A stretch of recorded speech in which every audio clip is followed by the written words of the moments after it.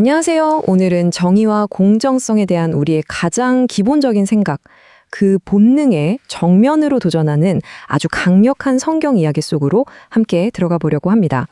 자, 본문으로 바로 들어가기 전에 이거 한번 생각해 볼까요? 누군가와 갈등이 딱 생겼을 때 우리 마음속에서 가장 먼저 드는 생각이 뭔가요? 바로 그 본능적인 반응이 오늘 우리가 파헤쳐 볼 이야기의 가장 중요한 열쇠가 되거든요. 자, 이야기의 배경은 고대 도시, 바로 고린도입니다. 여기에 있던 한 공동체가 큰 위기를 맞닥뜨렸는데요. 이게 외부의 핍박 같은 게 아니라 공동체 바로 그 안에서부터 무너져 내리는 그런 내부적인 위기였습니다. 그 당시 로마 문화에서는요, 명예랑 지위가 정말 중요했습니다. 그래서 소송이라는 건 단순히 누가 맞고 틀렸냐를 가리는 자리가 아니었어요. 이건 뭐랄까, 내 사회적 지위를 걸고 싸우는 공개적인 전쟁터 같았죠. 그런데 바로 이런 세상의 모습이 교회 안에서 그대로 재현되고 있었던 겁니다. 이 상황을 본 사도 바울이 정말 날카로운, 아니 충격적인 진단을 내립니다.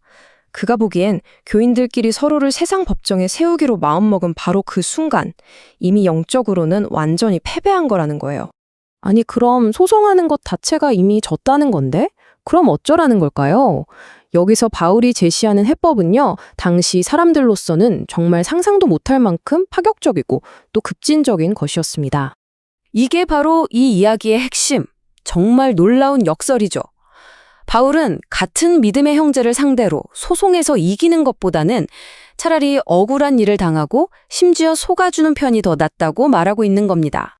이 말을 제대로 이해하려면 바울이 말한 그 패배라는 단어의 진짜 의미를 알아야 해요. 이게 그냥 법정에서 이기고 지는 그런 차원의 이야기가 아니거든요. 여기서 바울이 쓴 헬라어 단어를 보면 그 의미가 확 와닿는데요. 바로 헤테마라는 단어입니다. 이게요, 그냥 작은 실수나 잘못이 아니에요. 이건 근본적인 차원에서의 완전한 패배, 영적인 실패를 뜻하는 단어입니다. 그러니까 재판관이 들어오기도 전에 이미 영적인 전쟁에서는 져버렸다는 거죠.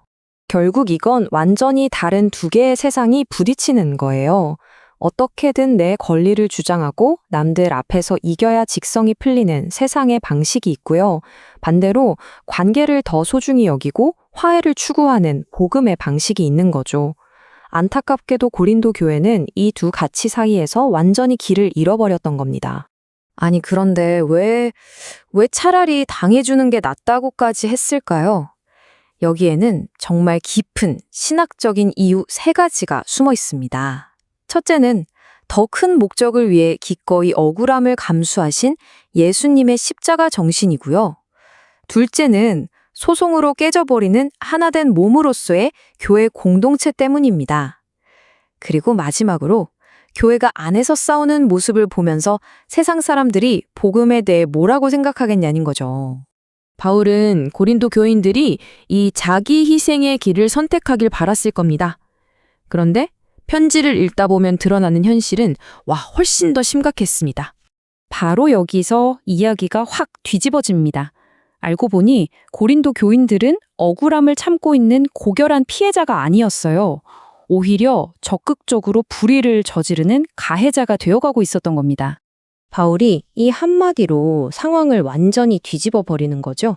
너희가 지금 당하고 있는 게 아니라 오히려 너희가 형제라고 부르는 사람들을 속이고 해를 끼치고 있잖냐 하고 아주 직접적으로 그리고 날카롭게 지적하는 겁니다. 이게 그냥 한두 번 실수로 그런 게 아니었다는 게 중요해요. 원문을 보면요, 바울이 쓴 불의를 행하고 속인다는 동사가 현재형이거든요. 이게 뭐냐면 이런 나쁜 행동이 일회성 사건이 아니라 계속해서 습관처럼 공동체 안에서 반복되고 있었다는 뜻입니다. 수천 년 전 이 이야기가 마치 거울처럼 지금 우리를 비추고 있는 거죠. 다른 사람과 갈등이 생겼을 때 우리에게 진짜 중요한 건 과연 무엇인지 다시 한번 생각하게 만듭니다. 그래서 이 본문은 오늘 우리에게 갈등을 다루는 완전히 새로운 관점을 제시합니다. 세상은 어떻게 하면 이길 수 있을까를 묻지만 성경은 우리에게 잠깐 멈춰서 혹시 내가 상처를 주고 있지는 않은지, 나의 이 행동이 관계를 세우고 있는지 아니면 무너뜨리고 있는지 먼저 돌아보라고 도전하는 거죠. 그러니까 핵심은 이거예요. 바울한테는요, 내가 법정에서 이기고 지는 그 결과보다 훨씬 더 중요한 게 있었던 거죠. 바로 공동체의 건강함, 그리고 복음의 명예, 그 영적인 성숙이었습니다. 그래서 이 고대의 이야기는 오늘을 살아가는 우리에게 아주 묵직한 질문 하나를 던집니다.